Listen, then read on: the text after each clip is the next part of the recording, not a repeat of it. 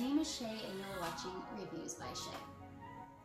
Today I will be reviewing the 1938 film Bringing Up Baby. Bringing Up Baby was directed by Howard Hawks and starred Katharine Hepburn and Cary Grant. So this movie was kind of defined as the definitive screwball comedy.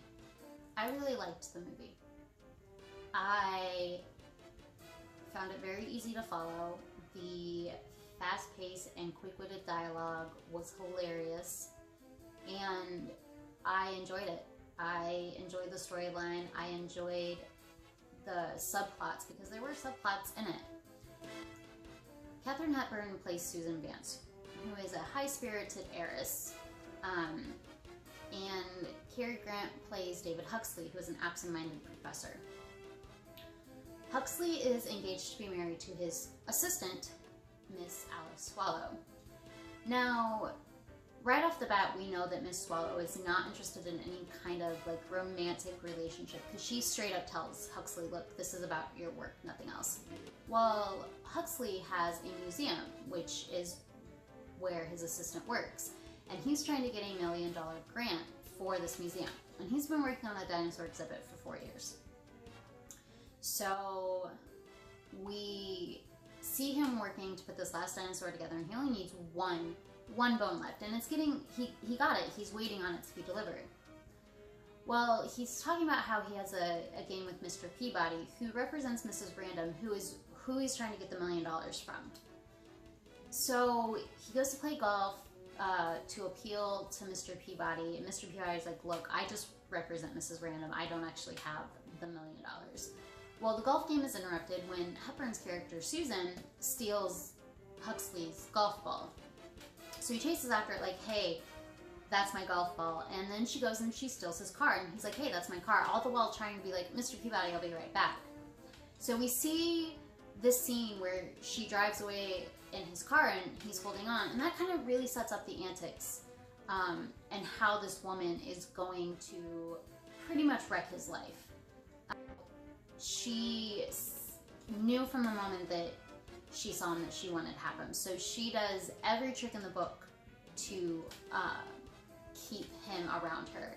You know, they go to a party that night, he falls on an olive, she chases after him, tears his coat, her dress is tears. And it really shows that comedic side where it's using all of these gags and kind of techniques to really bring as many laughs as it can from the audience. You know, the dinner scene, even the other characters, the extra in the film, were laughing because you see Hepburn and Grant kind of walking like penguins out because he's trying to conceal the back of her dress, which was ripped, and shows her underwear.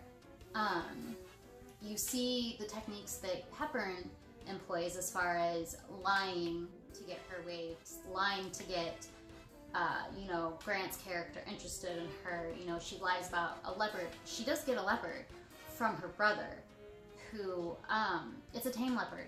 And she calls Grant because she thinks that he's a zoologist. And she's like, look, I got this leopard, I need you to help me. Well, while she's on the phone with him, she pretends to be attacked by the leopard. And he's worried, so he rushes over there. She's perfectly fine. And he's like, oh, I bet you don't even have a leopard. Well, he finds the leopard. So, you know, she reveals to him that her aunt is Mrs. Random, and she's like, hey, you know, let's go up to her house and you can appeal to her. Well, the leopard goes along with them, and you can just see the catastrophe that's going to happen, and it really just snowballs, you know. They get to the aunt's house, he takes a shower, she steals his clothes, there's a dog that comes in and steals the last bone that he needed for his dinosaur and then buries it in the backyard. They get thrown into jail, they find out there's another leopard. There's a lot to summarize in the film, but basically, like, the more that Susan tries to get Huxley's attention, the more that Huxley wants to be away from Susan. It's got some good staples of a romance comedy. There's a love triangle, there's the polar opposites, which I thought was represented in both Miss Swallow and Susan Vance as well as the Leopards. Like, I thought that was a good parallel. Hawks uses some good camera techniques as well. Like, you know, he uses the dissolve transition to indicate a passing of time, to indicate a different scene, to help move the story along. The, you know, panning of certain scenes kind of help follow the story. Very rarely were there close-ups in this film though, which was kind of typical of romantic comedies back then. Camera work wasn't really so much valuable to the story, so the camera really just set up the scene. Along with that, you know, the 1930s were also like when censorship became, like, it was a big deal. So the, you know, the sexual innuendos in this story are hard to ignore. But what was interesting to me was that everyone in this film was crazy. Everyone. Not one person was normal. And I actually really like that because, especially in this time period, you know, after the stock market crash and all that, to identify with characters who all have quirks, even if they are, you know, wealthy, which they were. I mean, Susan was an heiress. Hepburn's character had money, you could tell on the screen. But I think that during that time period when